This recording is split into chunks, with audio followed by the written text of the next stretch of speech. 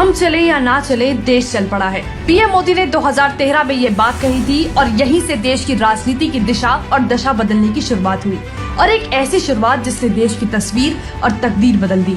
और इसी कड़ी में आज भारत में सेंट्रल विस्टा परियोजना के तहत एक नए संसद भवन और नए आवासीय परिसर का निर्माण किया जा रहा है, जिसमें 51 मंत्रालय एक ही स्थान पर काम करेंगे। लेकिन हमारे देश का विपक्ष विकास से जुड़ी किसी पहल को पचा नहीं सकता और हमेशा की तरह कुछ लोगों ने इस परियोजना का भी विरोध शुरू कर दिया। लेकिन ये नहीं बताया कि ये परियोजना ही नए भारत की नींव रखने में बड़ी भूमिका निभाएगी। लेकिन इसकी शुरुआत कैसे हुई?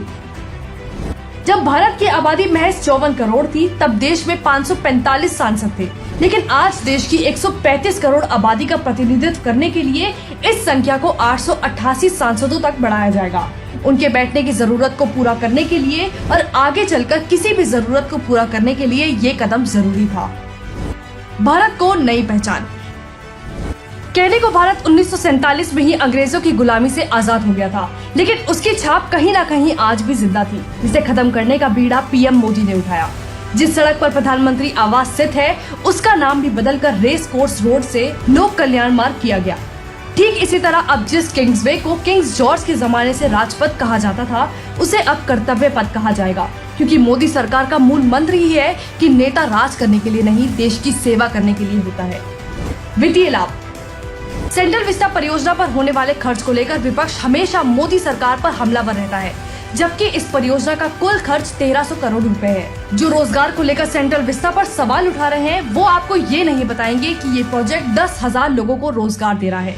एक गुजराती होने के नाते पीएम मोदी ये अच्छे से जानते हैं कि पैसों की बचत कैसे हो सकती है। सरकारी ऑफिसों के अलग अलग जगह स्थित होने के कारण जो किराया जाता था, इस प्रोजेक्ट के बनने से 1000 करोड़ रुपए सरकार हर साल बचाएगी। प्रशासन।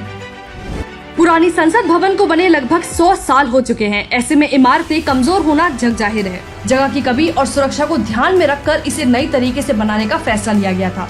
75 सालों तक हमारे देश का रक्षा मंत्रालय उस झोपड़ी नुमा कार्यालयों में चल रहा था, जिसमें ब्रिटिश सेना के घोड़ों को रखा जाता था।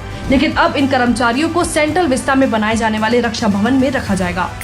आज सेंट्रल विस्टा पर सवाल खड़े करने वाला ये वो विपक्ष है जिसने विकास के नाम पर केवल हज हाउस, मुगल गार्डन बनवाए।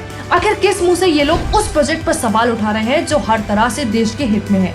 लेकिन विपक्षी चाहे लाख कोशिशें क्यों ना कर ले, लाख बुराइयों के बीच भी देश का विकास ना रुका है और ना ही कभी रुकेगा।